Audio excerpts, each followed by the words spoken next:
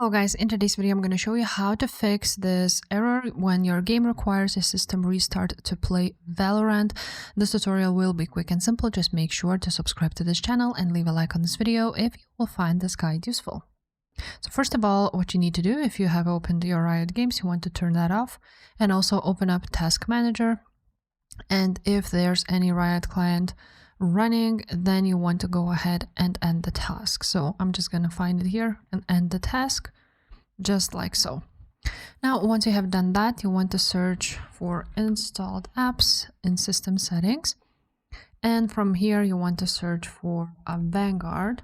So here it is, and you want to go ahead and uninstall it, just like so. Now, once it was uninstalled, you want to again open up Riot Client once more. And now, once you will open up your Riot Client, the Vanguard will be installed automatically. It may take a while, but it will appear. Now, once you have opened up your Riot Client, you want to go again to your Task Manager, open it up, and on Task Manager, you want to go to Details, right there. And on Details, you want to find Riot Client Services exe file. So let's go, here it is. As you can see, there's lots of those. So Riot Client Services, here it is. And you want to go ahead and right click on it, then set priority to high, just like so. Change priority.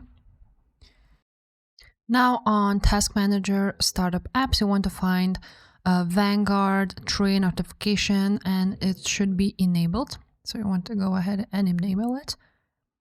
Now, after that, you want to go ahead and try to open up Riot Client once again and try to play Valorant.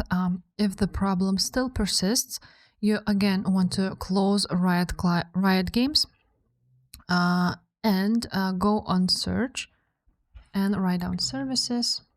Open it up. On services, you want to go ahead, click right there, click V, and you want to find VGC file. On VGC file, you want to right click on it and go to properties. And on properties, you want to do a startup type set to automatic. And if the service status is stopped, you want to click start. And then you're going to click apply and OK. And that's all you have to do. Now you want to make sure to open up your Valorant and try to play. If this video was helpful, make sure to subscribe and I will see you next time. Bye.